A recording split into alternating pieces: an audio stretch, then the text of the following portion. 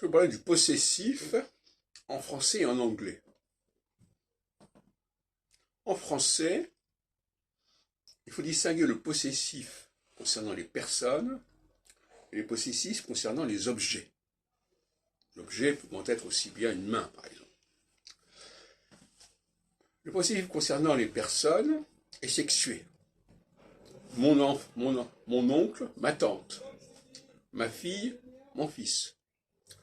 Le possessif concernant les objets est relatif à un genre, disons, arbitraire. Ma voiture,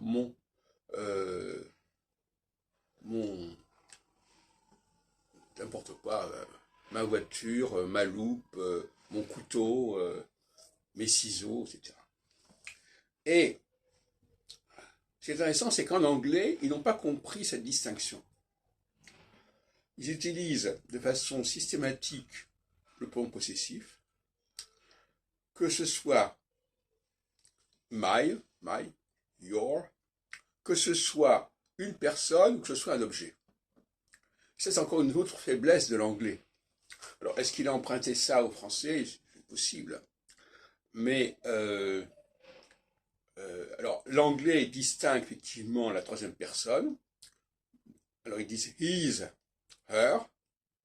Donc là, effectivement, ils distinguent la personne, mais ça peut être aussi bien le sujet. C'est-à-dire que his car, ça veut dire la voiture de ce monsieur. Her car, c'est la voiture de cette dame.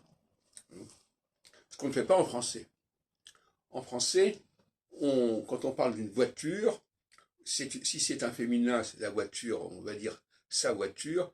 Si c'est un vélo, on va dire son vélo. Donc, en anglais, on mélange, on confond. Alors, on tient compte du sujet, alors qu'en français, on tient compte de l'objet.